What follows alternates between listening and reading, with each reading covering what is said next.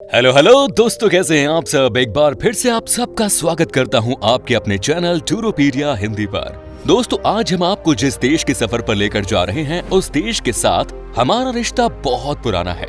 आपकी जानकारी के लिए बता दें कि इस देश को आजादी हमारे देश की मदद से ही मिली।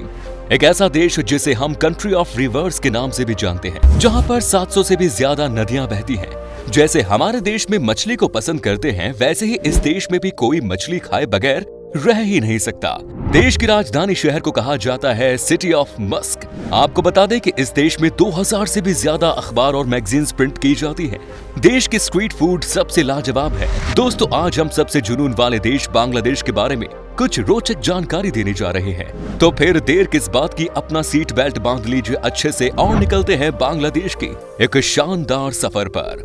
तो सबसे पहले बता दूं कि इस देश का ऑफिशियल नाम है पीपल्स रिपब्लिक ऑफ बांग्लादेश। देश की कुल आबादी है 16 करोड़ और जनसंख्या के मामले में दुनिया का 8वां सबसे बड़ा देश है।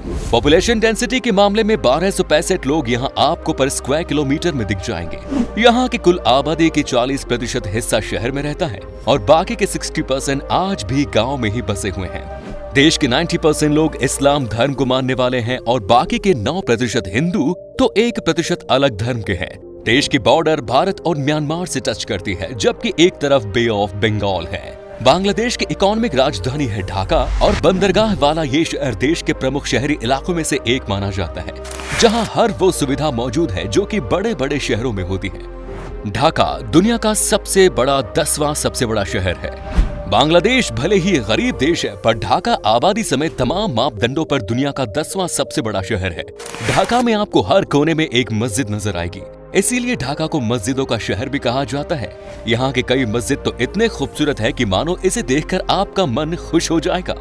बांग्लादेश दुनिया का एकमात्र देश है जिसने अपनी भाषा बचाने के लिए कई सालों तक लड़ाई लड़ी। पहले बांग्लादेश को ईस्ट पाकिस्तान के नाम से जाना जाता था, लेकिन यहाँ के लोग बांग्ला बोलते थे और पाकिस्तान की नेशनल लैंग्वेज थी उर्दू। ईस्ट पाकिस्तान में भी इसे जबरदस्ती थोप दिया गया, जो कि यहाँ के लोग मानने को तैयार नहीं थे। इसी चक्कर में कई सालों तक लड़ाई चलती और अंत में 1971 में भारत की मदद से बांग्लादेश को आजाद करा दिया गया। हालांकि ये बात अलग है कि इस देश के लोगों को लगता है कि भारत की मदद को भूल चूक है, क्योंकि आजकल इस देश का नजदीकी रिश्ता चीन से ज्यादा हो गया है। बांग्लादेश के इनकम सोर्स की बात करें तो ये है खेती। चावल का बांग्लादेश में बड़ा कारोबार है और ये देश चावल का बहुत बड़ा एक्सपोर्टर है। देश की लगभग 67% भाग जमीन यहाँ की एग्रीकल्चर के लिए इस्तेमाल किया जाता है। इसके अलावा दुनिया में जितने भी बड़ी गारमेंट्स कंपनीज हैं, उनका प्रोडक्शन बांग्लादेश में ही होता है। दुनिया के टोटल गारमेंट इंडस्ट्री का 60% प्रोडक्शन इस देश में ही होता है। साथ ही पूरी दुनिया में इस्तेमाल होने वाली टोटल चाय का 3% हिस्सा बांग्लादेश उत्पादन करता है। यहाँ तकरीबन 50 लाख लोग चाय के प्रोडक्शन प्रोसेस से जुड़े हुए हैं और अपना घर परिवार चला रहे हैं। बांग्लादेश के लोगों के बीच में क्रिकेट का अलग ही जुनून है। क्रिकेट इस देश में हर इंसान के दिल में बसता है। बांग्लादेश की क्रिकेट टीम ने अपने शानदार प्रदर्शन से बहुत कम समय में ही इंटरनेशनल लेवल पर अपनी छाप छोड़ी है। आज तो ये टीम बड़े बड़े देशों को उनके घर में जाकर हराती है। हमारे यहाँ IPL में भी बांग्लादेश के खिलाड़ियों का बोलबाला रहता है।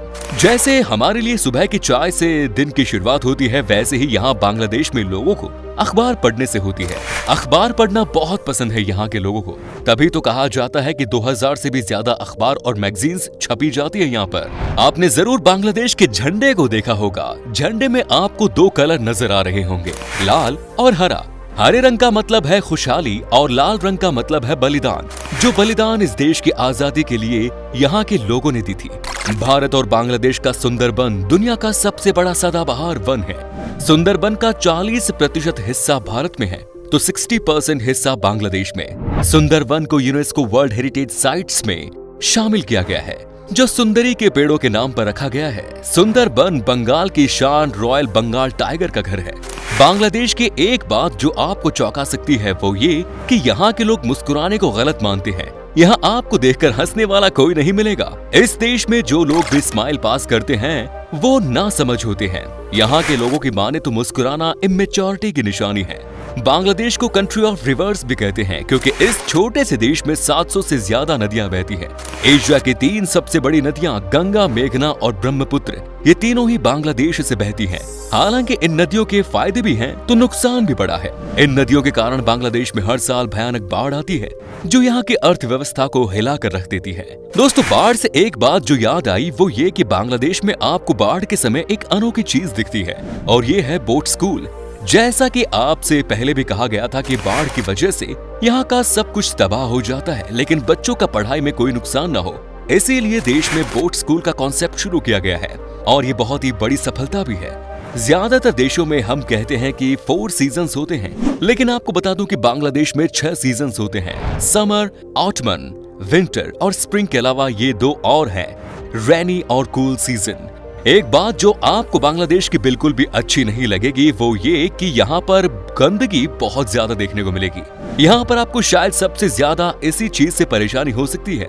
कई साल हो गए हैं लेकिन चीजें ये अब तक नहीं बदली। गंदगी के बाद एक और समस्या जो इस देश को परेशान कर रही है वो ये कि यहाँ पर ट्रैफिक बहुत दिक्कत है। बांग्लादेश में आपको हर जगह भयानक ट्रैफिक देखने को मिलेगा। साइकिल और रिक्शा की वजह से यहाँ पर खतरनाक जैम दिखता है। आप जहाँ भी जाएंगे आपको चारों तरफ ट्रैफिक ही ट्रैफिक नजर आएगा।